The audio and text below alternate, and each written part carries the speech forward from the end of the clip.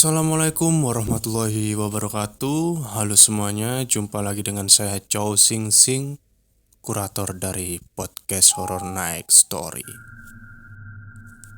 Pada malam hari ini saya akan menceritakan sebuah pengalaman mistis yang saya dapatkan dari sebuah akun Twitter bernama Prestory @prestoria.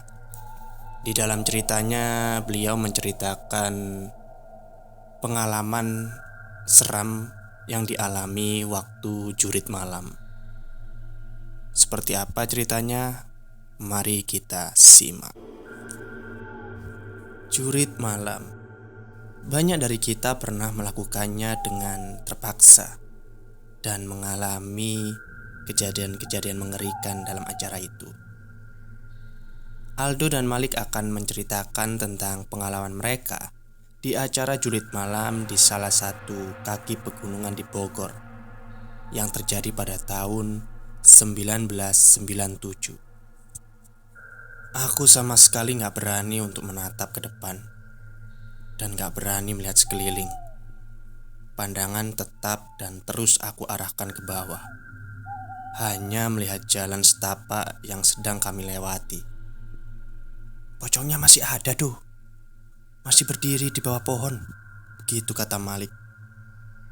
Udah Lik, jangan lu lihat terus, jangan lihat lagi, kataku. Kami terus menyusuri jalan setapak ini. Jalan setapak tanah yang semakin licin karena tumpahan air hujan. Pepohonan rindang memenuhi hampir seluruh ruang hutan yang sedang kami coba jelajahi. Bunyi dedaunan bertepuk satu dengan yang lain karena bergoyang ditimpa tetesan air hujan, bukan karena angin. Hal ini semakin menambah mencekam suasana. Aku dan Malik masih dalam perjalanan menuju pos 4. Sungguh perjalanan yang teramat panjang. Ketakutan terus menyeruak memenuhi isi jiwa dan pikiranku. Aldo, gue udah gak kuat lagi. Gue capek banget tuh. Sekali lagi Malik berkata dengan gemetar. Sedikit lagi, kita harus kuat. Gak bisa berhenti di tempat kayak gini, jawabku. Pocongnya masih ada tuh. Bau kentang rebus samar-samar terus tercium sejak tadi. Tercium di antara bau tanah yang tersiram hujan. Siapa yang merebus kentang di tengah hutan pada tengah malam seperti ini? Entah apa yang ada dalam pikiranku. Detik berikutnya aku malah melirik ke tempat di mana pocong itu berada. Benar Malik bilang, pocong itu masih berdiri di bawah pohon yang jaraknya hanya beberapa meter dari posisi kami. Berbalut kain putih kusam, ada ikatan di beberapa tempat di bagian tubuhnya, sehingga bentuknya terlihat jadi semakin jelas. Aku mempercepat langkah, semakin cepat melangkah hingga nyaris berlari. Ketika beberapa saat berikutnya, pocong itu seperti bergerak mendekat. Aku genggam tangan Malik erat-erat, menariknya dengan paksa agar mempercepat langkahnya juga. Tangisan Malik mulai terdengar, nyaris berteriak ketika sadar kalau pocongnya semakin dekat dan mendekat. Tapi untunglah langkah kaki kami ternyata lebih cepat dari gerakan pocong. Pelan tapi pasti, sosok pocong itu menghilang dari pandangan kami. Kalian lama sekali, dari mana aja? Jalan-jalan dulu ya? Ucap salah satu kakak pembina yang baru belakangan kami tahu kalau namanya adalah Randy.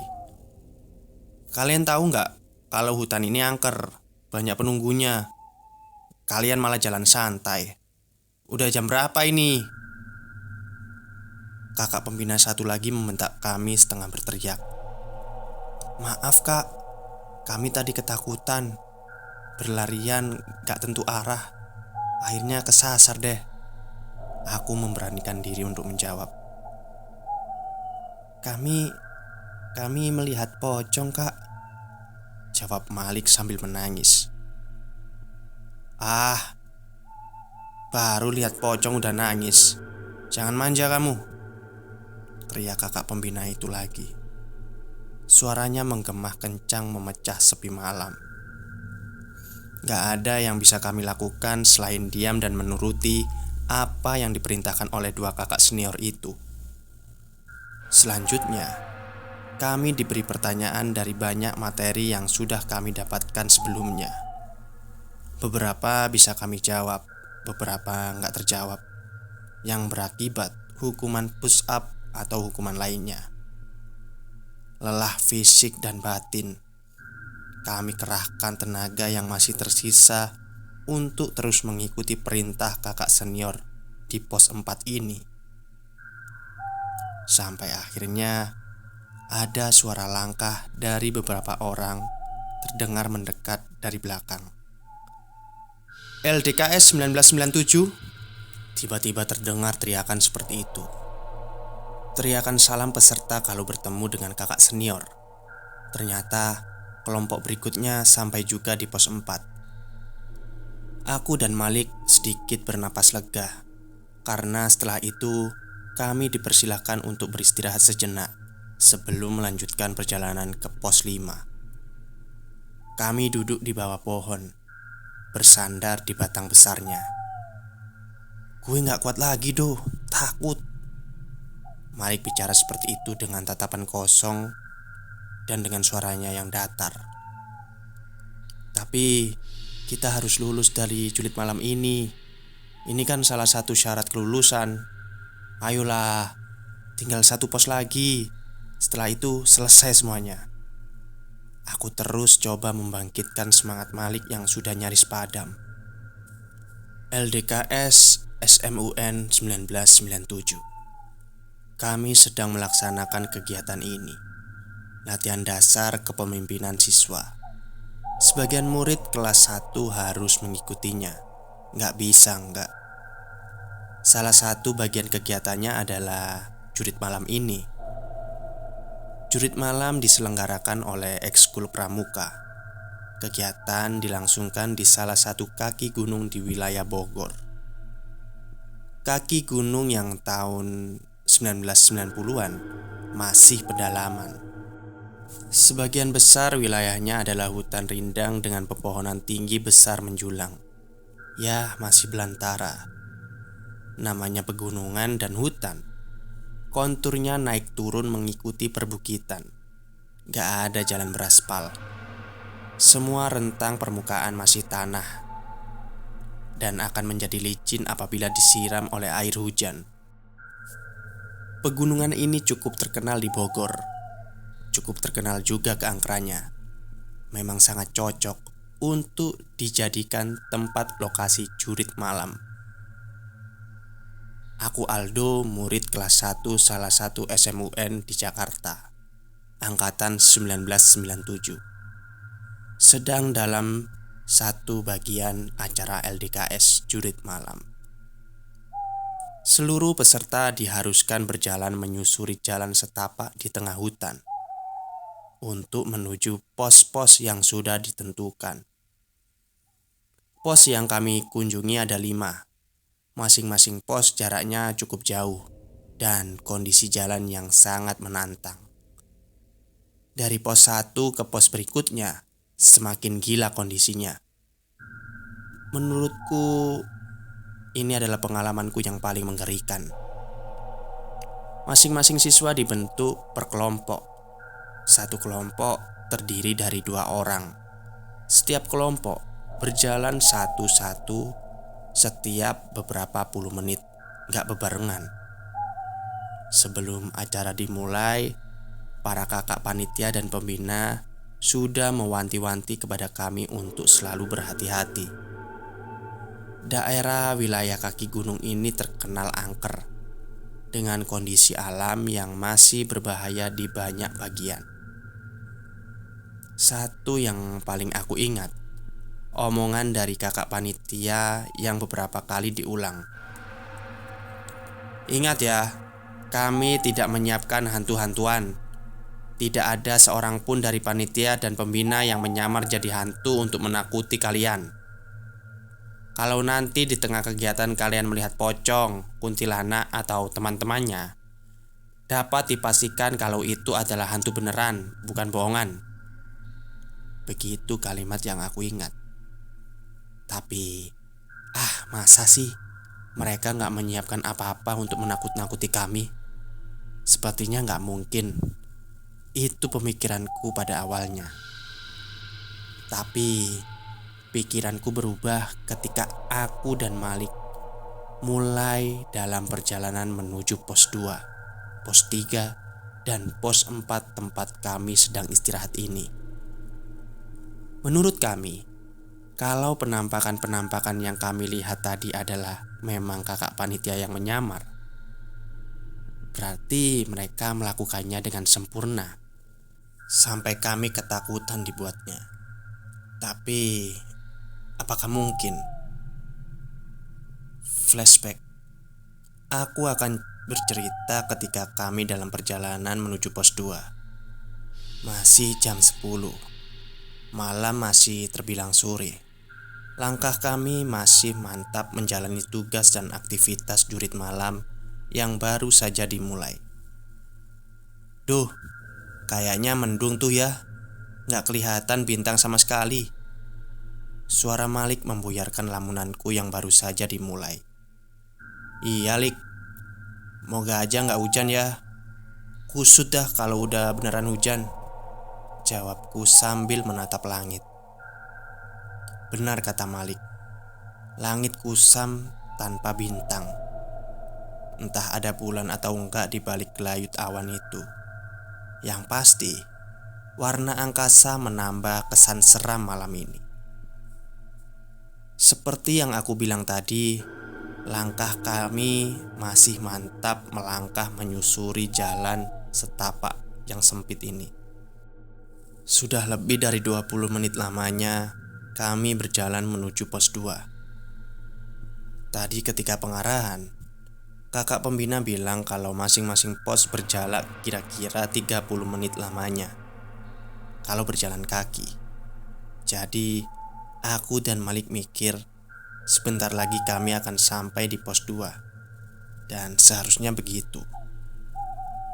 Aku yang berjalan di depan tiba-tiba merasakan kalau tangan Malik menarik baju bagian belakangku. Duh, ada orang. Begitu kata Malik sambil memberi kode untuk memperlambat langkah. Mana Lik? Emang di depan udah pos 2 ya? Itu do, berdiri di bawah pohon, kata Malik menunjuk ke arah kejauhan. Aku coba menajamkan pandangan ke tempat yang Malik maksud. Kami tetap maju melangkah walau perlahan, membuat semakin dekat ke tempat di mana Malik bilang ada orang. Setelah sudah beberapa belas meter kami melangkah, akhirnya aku dapat melihat kalau benar ada orang. Kami belum terlalu dekat berjarak dengan sosok itu, tapi aku dapat melihatnya cukup jelas.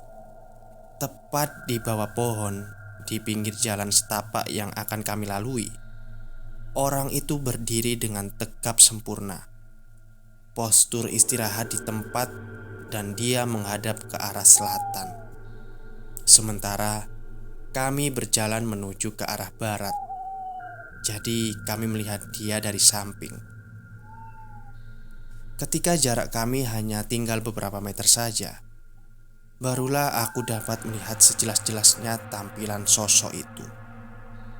Seorang laki-laki masih muda dan sepertinya SMA sama seperti kita. Namun mungkin 1 atau 2 tahun di atas kami. Berpakaian pramuka lengkap, mengenakan topi pramuka, kacu, dan tangan kanannya memegang bambu panjang yang berdiri tepat di sampingnya. Kayaknya kakak panitia doh. Kita permisi aja. Begitu kata Malik sambil berbisik. Aku setuju. Kami terus berjalan sampai akhirnya harus melintas tepat di depan sosok yang kami pikir adalah kakak panitia yang sedang bertugas.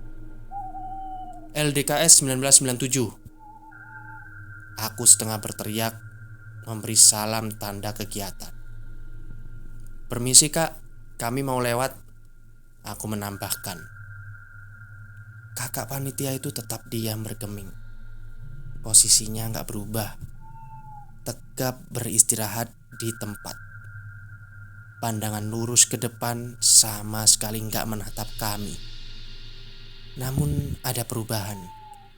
Walaupun gak mengucapkan sepatah kata pun, tapi wajahnya tersenyum. Senyum menyeringai tanpa ekspresi. Wajahnya pucat seperti orang yang sedang kelelahan. Beberapa detik lamanya aku dan Malik kikuk sambil diam berdiri di hadapannya. Bingung harus berbuat apa, serba salah. Sementara kakak panitia itu tetap pada posisinya. Saat itu aku berpikir kalau memang dia ditugaskan untuk menakut-nakuti kami. Dan tugasnya berhasil, karena aku dan Malik mulai merasakan ketakutan.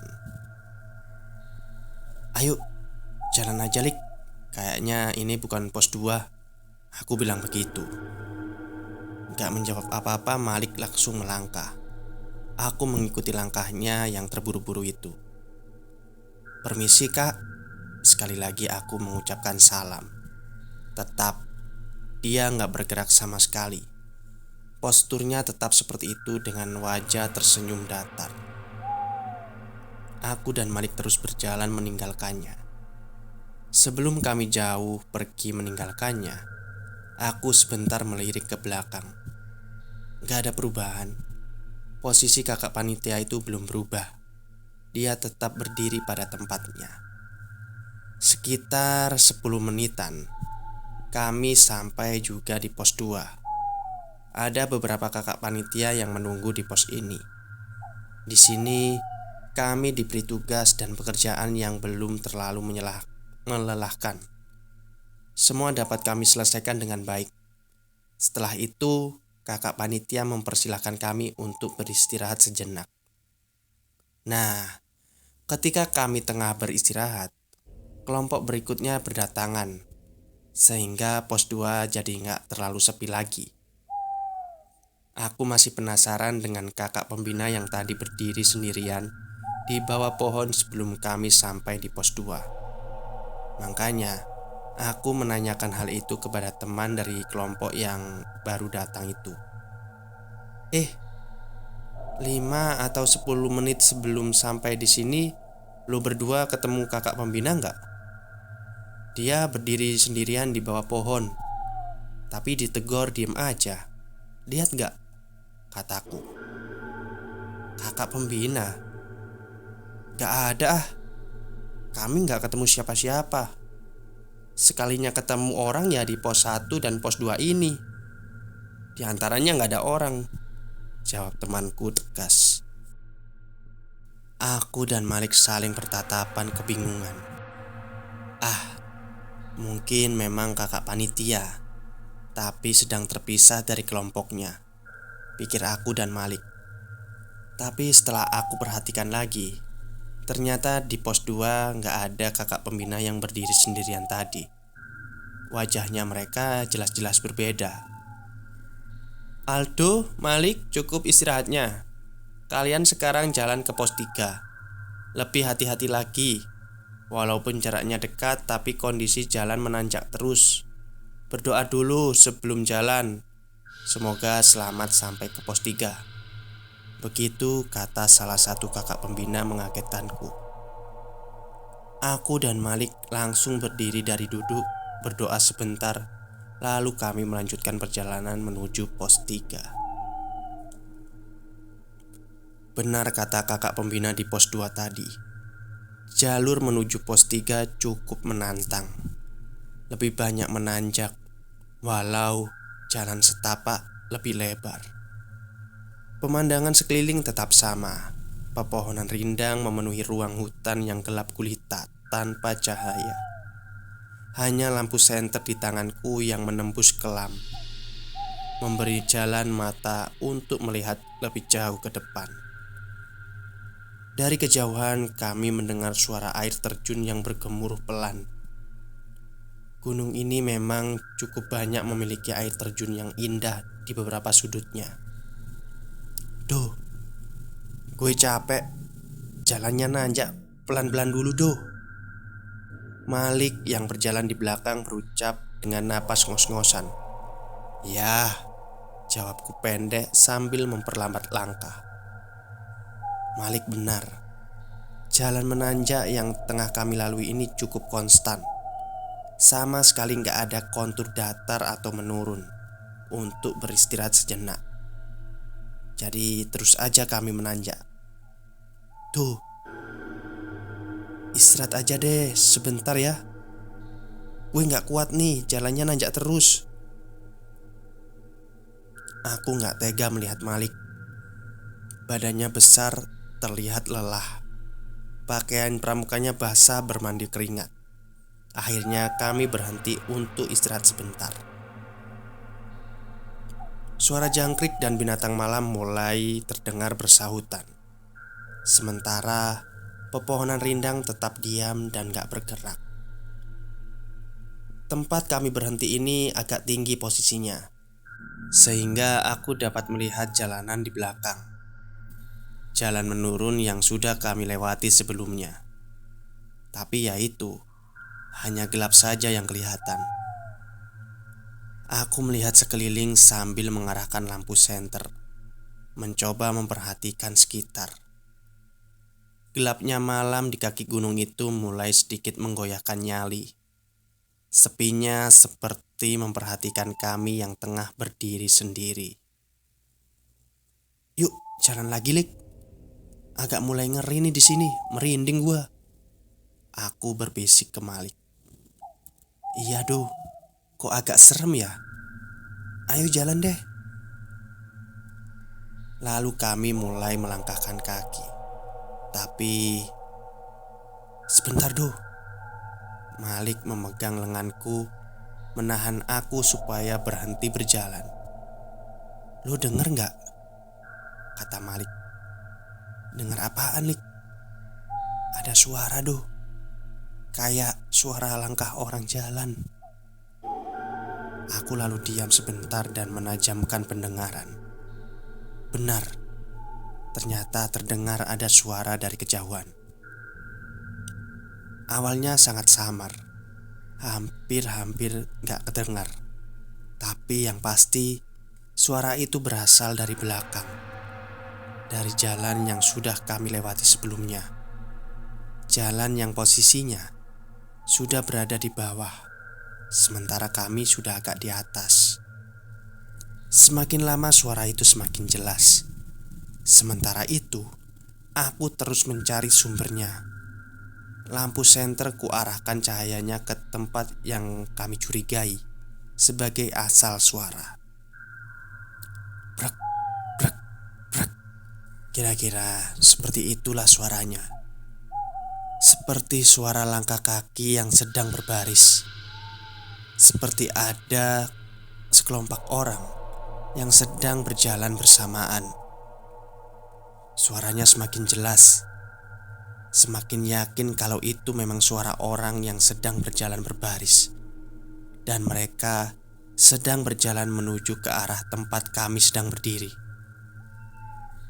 Benar saja, akhirnya cahaya lampu senterku menangkap objek yang sepertinya merupakan sumber suara itu. Awalnya belum terlalu jelas, tapi lama-kelamaan menjadi semakin jelas karena jarak kami semakin dekat. Ya, ternyata benar. Aku dan Malik melihat ada 3 orang yang sedang berbaris, memanjang ke belakang, berjalan cukup cepat di kondisi jalan yang menanjak. Perlahan kami kompak bergerak ke pinggir di sisi jalan setapak, dengan maksud memberi jalan kepada 3 orang ini untuk mendahului. Brek, brek, brek. Mereka terus melangkah mendekat, semakin mendekat.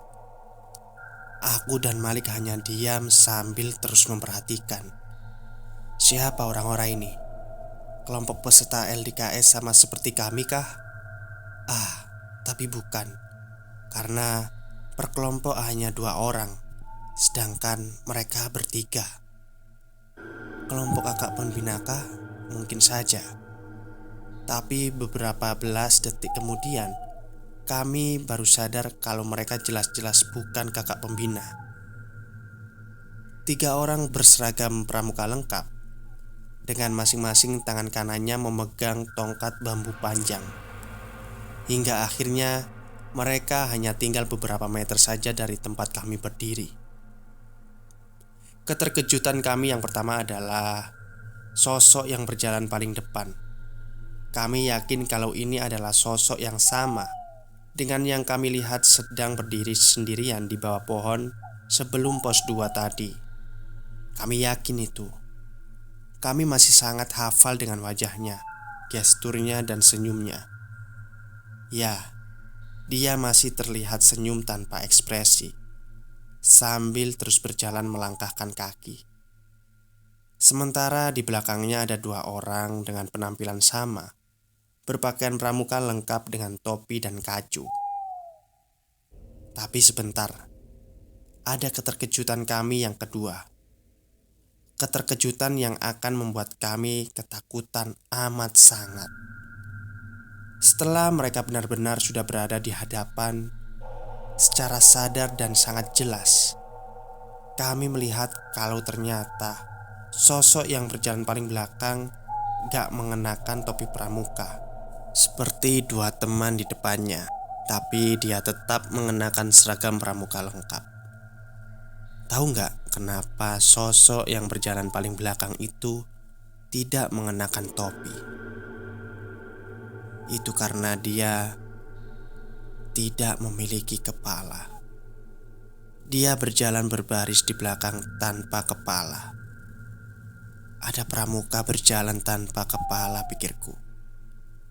Malik langsung jatuh terduduk di sampingku berdiri, sementara aku diam sambil terus memperhatikan. Tubuhku lemas, tulang-tulang rasanya seperti lepas dari engselnya. Jantung seperti berhenti berdetak melihat semua itu. 3 sosok menyeramkan itu terus saja berjalan, berbaris dalam kegelapan, berjalan tanpa jeda dan lelah di jalan yang terus menanjak. Kami memperhatikan sampai akhirnya mereka hilang di dalam kegelapan. Gimana, Lik? Lanjut jalan aja? Apa mau balik lagi ke pos 2? Tanyaku ketika sudah mulai bisa mengatur nafas. Lanjut aja doh. Harusnya sih pos 3 gak jauh lagi, tapi pelan-pelan aja ya. Gue gak mau ketemu pramuka baris yang tadi lewat. Malik menjawab nyaris berbisik. Ya, pada akhirnya kami memberanikan diri untuk melangkah melanjutkan perjalanan. Syukurlah, di sisa perjalanan menuju pos 3 kami gak bertemu lagi dengan pramuka tanpa kepala itu. Untuk sementara kami bisa bernafas lega. Untuk sementara. Ini gunung terkenal angker. Bisa jadi yang kalian lihat itu benar adanya. Tapi ini bagus untuk mental kalian. Gak boleh takut sama hantu. Jangan manja. Begitu kata salah satu kakak senior penunggu pos 3 ketika kami menceritakan kejadian yang baru saja kami alami. Ya sudahlah. Yang penting kami sudah cerita. Setelah selesai melaksanakan tugas di pos 3, lagi-lagi kami dikasih kesempatan untuk istirahat sebentar sebelum melanjutkan perjalanan ke pos 4. Singkatnya, perjalanan dari pos 3 menuju pos 4, kami gak bertemu lagi dengan barisan pramuka yang salah satunya tanpa kepala. Seperti yang sudah aku ceritakan di awal tadi, kami malah mendapatkan teror yang lain. Kami melihat penampakan pocong. Pocong yang teramat sangat mengerikan, menguras nyali, meremukkan mental dan batin kami. Kami ketakutan di batas yang paling maksimal. Di pos 4, gue gak kuat lagi takut. Malik bicara seperti itu dengan tatapan kosong dengan suaranya yang datar. Tapi kita harus lulus dari juret malam ini. Ini kan salah satu syarat kelulusan. Ayolah, tinggal 1 pos lagi. Setelah itu selesai semuanya. Aku terus coba membangkitkan semangat Malik yang sudah nyaris padam. Aku yang biasanya pemberani, kali ini merasakan pengalaman yang sepertinya memberikan arti lain dari kata takut. Nyaliku bergetar hebat, mentalku goyah. Tapi walaupun begitu, kami harus tetap maju. Harus menyelesaikan jurit malam ini. Aldo, Malik, cukup istirahatnya. Ayo kalian lanjut ke pos 5, pos terakhir. Salah satu kakak pembina memberi kami perintah. Kemudian kami berdiri dan mulai berjalan lagi menuju pos 5, pos terakhir. Kondisi jalan menuju pos 5 ini lebih banyak menurun, walau sesekali ada sedikit tanjakan. Memang sepertinya kami menuju kaki gunung yang paling rendah, menuju perkemahan tempat kami menginap. Jarum jam pada jam tangan sudah menunjukkan ke arah pukul 1 lewat tengah malam. Hujan yang turun sejak pos 4 tadi tiba-tiba berhenti, menyisakan becek di jalan menurun dan menjadikannya licin. Kami harus berhati-hati berjalan jangan sampai terpeleset. Sejak lepas dari pos 4 tadi, aku dan Malik lebih banyak diam, sama-sama memperhatikan jalan. Mungkin juga sama-sama masih trauma dengan 2 kejadian di belakang tadi. Sungguh kami masih ketakutan. Kira-kira sudah 15 menit lamanya kami meninggalkan pos 4. 15 menit yang terasa seperti berjam-jam lamanya. Di heningnya gelap hutan, perlahan semilir angin terdengar datang bertiup, menggerakkan pepohonan, membuatnya bergerak melambai walau masih gak bersuara. Suara jangkrik dan binatang hutan lain yang tadinya cukup ramai bersahutan perlahan menghilang, menyisakan sepi yang teramat sangat. Hanya hembusan angin yang jadi iringan kelam. Di titik ini kami mulai ketakutan lagi, mulai merasakan kejanggalan lagi. Karena sepinya benda, heningnya mencekam. Duh, cepetan buruan. Malik yang lagi-lagi berjalan di belakang bilang begitu, sambil tangannya mendorong tubuhku memaksaku untuk berjalan lebih cepat lagi.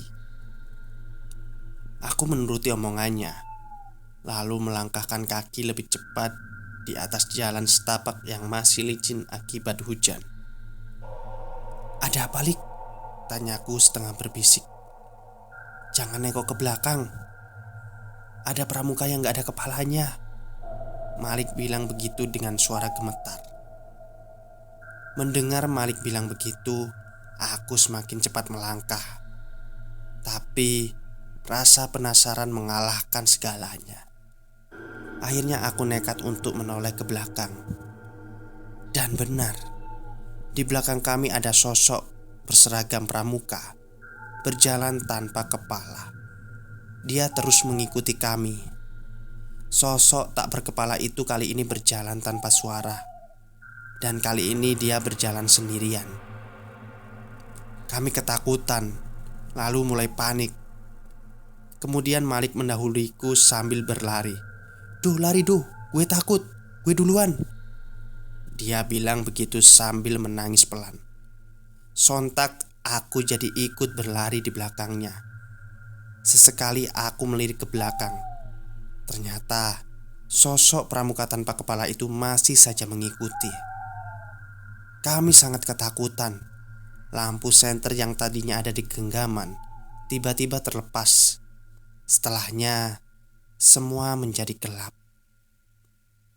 Kami berjalan di dalam gelapnya hutan, keluar dari jalan setapak, berlari ketakutan gak tentu arah. Sampai akhirnya aku terjatuh karena kaki tersandung sesuatu. Dan setelah itu aku gak ingat apa-apa lagi. Duh, lo udah bangun? Gak apa-apa. Suara Malik terdengar menyadarkanku. Ternyata kami sudah ada di dalam tenda. Aku terbaring dalam sleeping bag. Jam berapa ini, Lik? Kita di mana ini? Tanyaku. Sekarang udah jam 4 doh. Di base camp, di pos 5. Tadi kita sama-sama pingsan di dekat sini. Ditemuin sama tim penyapu. Hehehe. Begitu penjelasan Malik. Syukurlah kami baik-baik saja. Hanya ada sedikit luka lecet dan memar akibat terjatuh. Sungguh, pengalaman jurit malam yang sangat menakutkan dan tidak akan pernah aku lupakan. Oke, terima kasih kepada Bristory yang sudah mengizinkan saya untuk menceritakan ceritanya di podcast Horror Next Story.